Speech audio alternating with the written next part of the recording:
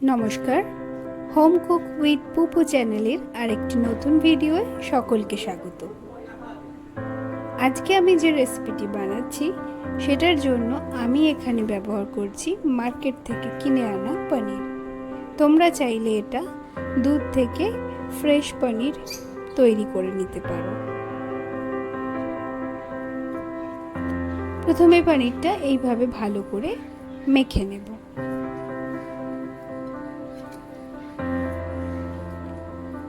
বেশ কিছুক্ষণ মাখার পর যখন একটু তেল তেলে ভাব আসবে তখন তার মধ্যে অল্প একটু ফ্লেভারের জন্য ঘি অ্যাড করব, করে আবারও 5 থেকে 7 মিনিট ভালো করে মেখে নেব।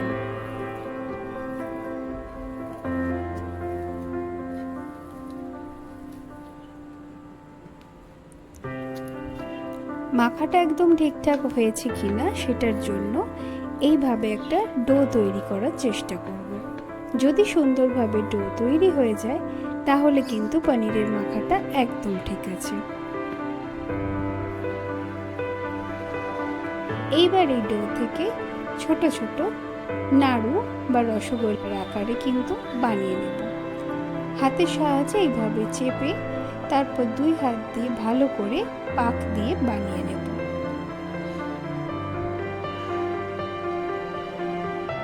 এই স্টেপে কিন্তু অবশ্যই খেয়াল রাখতে হবে যে এর গাগুলো যেন ফেটে না যায়। যদি ফেটে যায় সেক্ষেত্রে কিন্তু পনিরটা আরও কিছুক্ষণ ভালো করে মাখতে হবে।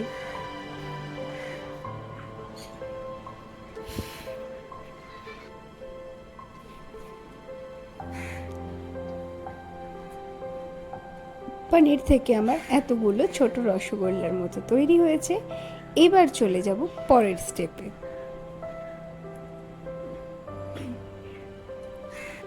এখানে একটা কড়াইতে আমি 1/2 লিটার দুধ নিয়েছি, তার মধ্যে দিয়ে দিয়েছি 3টে এলাচ।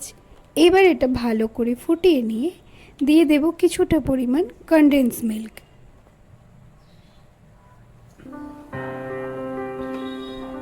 কনডেন্স মিল্ক দেওয়ার পর 3 থেকে 4 মিনিট ভালো করে ফুটিয়ে নেব।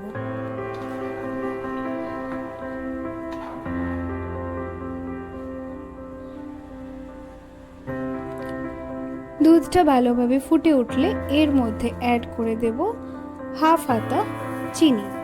তোমরা যে যেরকম মিষ্টি খেতে পছন্দ করো সেই অনুযায়ী কিন্তু চিনি আর কনডেন্স মিল্কের পরিমাণটা ব্যবহার করবে। কনডেন্স মিল্ক স্কিপ করে তোমরা কিন্তু মিল্ক পাউডারও ব্যবহার করতে পারো। এইবার দুধ ফুটিয়ে যখন অর্ধেক হয়ে যাবে উপর থেকে একটু ঘি দিয়ে আরও 4 থেকে 5 মিনিট ভালো করে ফুটিয়ে এর মধ্যে এবার ছেড়ে দেব ছানার ছোট ছোট বলগুলো।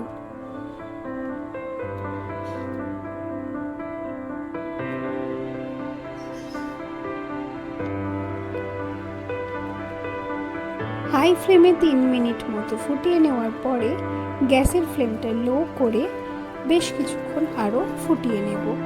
আমি একটু কালারের জন্য এখানে ফুড কালার ব্যবহার করেছি। এই স্টেপটা চাইলেই তোমরা স্কিপ করে যেতে পারো। লো ফ্লেমে কিছুক্ষণ ফুটিয়ে রাখার পর আধ ঘন্টা মতো এটা ঢাকা দিয়ে রেখে দেব। আমাদের ছানার পায়েস বা রসমালাই কিন্তু একেবারে রেডি। রেসিপিটি কেমন লাগলো কমেন্ট করে অবশ্যই জানিও।